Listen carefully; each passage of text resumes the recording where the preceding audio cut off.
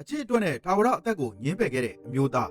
ထာဝရငယ်ရွယ်နူးပြိုခွင့်ရမယ်ဒါပေမဲ့အလဲလဲအနေနဲ့ကိုယ့်ရဲ့အမှတ်တရအားလုံးကိုဖျက်ပြရမယ်ဆိုရင်တင်ရောလက်ခံမလားဒီနေ့ပြောပြပေးမယ့်ဇလန်းလေးကတော့ကျွန်တော်တို့ရဲ့အမှတ်တရတွေကဘဝထက်ဘလောက်တောင်ပိုရေးကြီးကြောင်းပြသွားတယ်နှလုံးသားဆွဲကင်လုပ်မဲ့ရီကယ်လေးတစ်ခုပဲဖြစ်ပါတယ်ဇလန်းလေးကကဘာမှာတော့လူတွေဟာတကြောပြန်မွေးဖွားခြင်း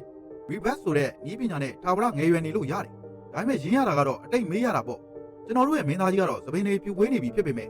အဲ့ဒီမက်လုံးကိုလုံးဝစိတ်ဝင်စားပါဘူးဒီနေ့တော့သူသပင်းဆိုင်လေးတစ်ခုကိုသွားခဲ့တယ်အဲ့ဒီမှာအလုပ်သစ်ဝင်နေတဲ့ဝန်ထမ်းမလေးကိုတွေးလိုက်ရတဲ့အချိန်မင်းသားကြီးခဏတော့ဆွမ်းအားသွားပြီမဲ့ချက်ချင်းပဲစိတ်ကိုထိမ့်ပြီးထူးထူးဆန်းဆန်းအော်ဒါတစ်ခုမှာလိုက်တယ်အဲ့ဒါကတော့တန်လွင်စီထည့်ထားတဲ့ကော်ဖီတစ်ခွက်ပါဒီနေရာမှာကျွန်တော်မြင်တာကဒီလိုထူးဆန်းတဲ့အော်ဒါမျိုးက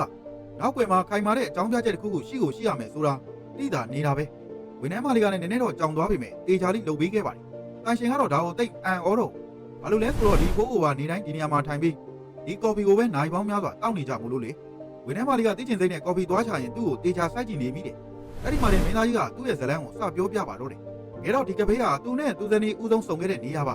တန်လွင်စီနဲ့ကော်ဖီဆိုတာကလည်းသူဇနီးအကြိုက်ဆုံးတောက်เสียပေါ့သူရီဘက်မလုပ်ပဲအုံမင်းရေးတော်မှုကိုလက်ခံနေရတာကလည်းသူဇနီးနဲ့ပတ်သက်တဲ့အမှတ်တရတွေကိုမမေ့ချင်လို့ပဲဖြစ်ပါတယ်ဒီနောက်မှာဇလန်းကတကယ်ကိုရင်နာဖို့ကောင်းတဲ့လေပြောင်းဖြစ်သွားတာဗျ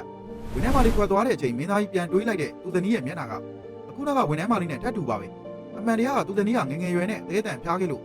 အသက်ရှင်ဖို့အတွက်ရီဘက်လုပ်ခဲ့ရတာသူကတော့အသက်ရှင်နေပေမဲ့အမှတ်တရတွေအကုန်ပြောင်းပြီးသူ့ခင်မိုးကိုတော့မမှတ်မိတော့တဲ့အစိမ်းတယောက်ဖြစ်သွားခဲ့တာပါကျွန်တော်ဒီဇလန်းကိုကြည့်ပြီးတကယ်ခံစားရတာကမင်းသားကြီးတွေ့တော့အတူတူရှိခဲ့တဲ့အမှတ်တရတွေဟာ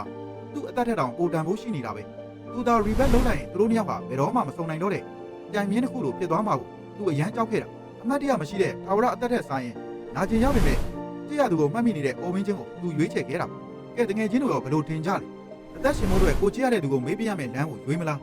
ဒါမှမဟုတ်အမှတ်တရတွေနဲ့ပဲအိုမင်းသွားမလားကိုသာဆိုရင်ဘာရွေးမလဲ